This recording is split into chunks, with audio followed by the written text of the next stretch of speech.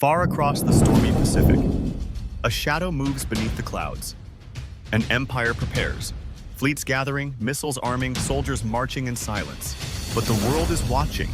Every movement, every signal. Because this isn't just another military drill. This is the nightmare scenario, the invasion of Taiwan. What would it take to cross one of the most dangerous straits on Earth? What weapons would fail before they're even fired? And what will Taiwan, Japan, and the United States do when the first ships appear on the horizon? This is not just war, it's China's worst idea ever. So somebody in Beijing wakes up one day and says, let's invade Taiwan. How hard could it be? Spoiler alert, really, really hard. Because an amphibious invasion isn't some video game where you just click deploy troops and boom, victory. It's one of the hardest, most complicated, most failure-prone military operations in human history. And Taiwan? They're not exactly waiting on the beach with baskets of flowers and welcome signs. This would be China's worst idea ever. And here's why. Let's start with the obvious. You don't sneak up on an island with the largest invasion fleet in human history. We're talking about mobilizing hundreds of thousands of soldiers, tanks, trucks, helicopters, landing craft, fuel depots, ammo dumps, all crammed into naval bases along the coast. Every satellite in orbit, every radar station in Japan, the Philippines, South Korea, and oh yeah, the US Pacific Fleet would see this circus forming months in advance. So, surprise attack? Forget it. Beijing wouldn't be whispering about an invasion. They'd basically be putting up neon signs that say, Operation Taiwan coming soon. Book your front row seats. And guess what Taiwan would do? They'd hit the big red button marked Mobilize Everything. Reserves called up. Missiles deployed. Beaches mined. Radar scanning non-stop. If China's plan relies on catching Taiwan napping, too bad. Now, let's talk geography. That cute little body of water on the map between China and Taiwan, the Taiwan Strait? Yeah, it's basically Mother Nature's way of saying, good luck, suckers. It's 130 kilometers of rough, shallow sea. The currents are nasty, the weather is unpredictable, and half the year it's typhoon season. That means there are literally only a few short windows where conditions are even halfway decent for a crossing. And during that lovely little cruise, your giant, slow-moving amphibious fleet is the biggest floating target practice range in history. Taiwan's missiles, drones, submarines, and fast attack boats will all be lined up like, oh, thanks for bringing your navy into our shooting gallery. One well-aimed barrage, and you've got burning ships and soldiers swimming for their lives before they even get close to the beach. Okay, let's say, somehow. Some ships make it through the gauntlet of missiles, torpedoes, and drones. Time to storm the beaches, right? Wrong. Taiwan is not a flat, sandy paradise waiting to be overrun. Most of its coastline is cliffs, rocky shores, and terrain that screams, land here and die instantly.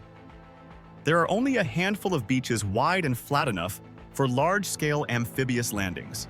And guess what? Taiwan knows exactly which ones those are. They've been training to defend them for decades.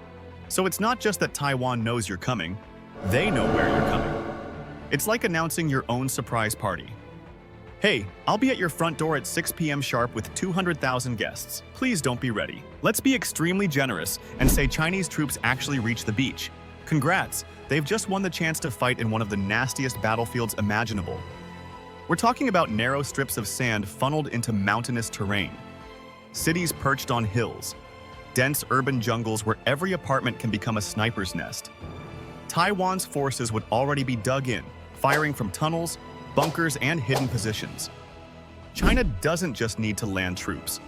They need to land enough troops with all their gear and then somehow push inland. And while they're doing that, Taiwan is blowing up roads, bridges, and supply depots, turning the whole island into one giant booby trap.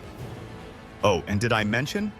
Every bullet, every fuel can, every bandage China needs has to be shipped across that same deadly strait. Cut the supply line, and congratulations. You've just stranded tens of thousands of soldiers on a hostile island with no food, no ammo, and no way home.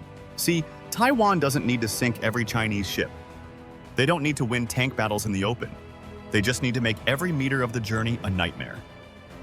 They've built what strategists call a porcupine defense. Mobile anti-ship missiles like the Xiongfeng, coastal batteries tucked into mountains, diesel-electric submarines hiding in the strait, small missile boats that can strike and vanish, swarms of drones that can hunt ships and armor. It's not about overwhelming firepower, it's about death by 1,000 cuts. Every ship lost, every supply run sunk, every stalled landing makes the invasion crumble faster. When people talk about a possible war in the Taiwan Strait, the conversation usually starts with tanks, missiles, and fighter jets. But the real battlefield? Sanctions, blockades, and a giant tug of war between world economies. And here's the uncomfortable truth. If China ever does invade Taiwan, America won't just maybe get involved. They'll be forced into the fight, more than they've ever done for Ukraine, maybe even more than they've done for Israel. Sounds dramatic? Let's break it down. First up, who's standing behind China? On paper, the list looks intimidating. Russia, North Korea, Iran, and maybe Pakistan. In reality, not so much. Russia, too busy getting shredded in Ukraine. Their army is a shell of what it used to be. They can barely supply their own front, let alone mount meaningful support for China. North Korea. Sure, Kim Jong-un might lob a few missiles into the sea, but the second he gets involved, South Korea, and by extension the United States, joins the party. And that's not a party North Korea wants. Iran. They've got their hands full with Israel, proxy wars, and their own domestic unrest. At best, they send China some drones or oil. Not exactly game-changing. Pakistan.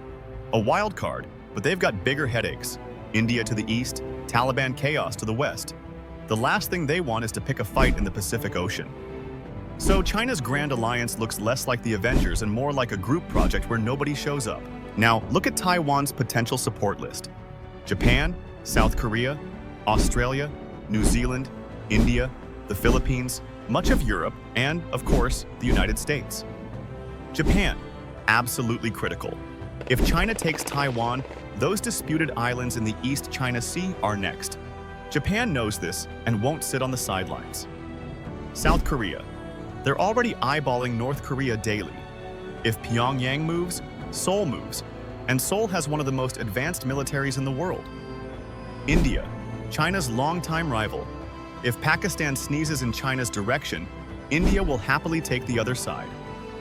Australia and New Zealand, both tightly aligned with the US, both strategically positioned in the Pacific. Europe. While not sending divisions of troops, you can bet they'll be involved in sanctions and economic pressure. Here's where it gets interesting. The United States has spent years playing the strategic ambiguity game.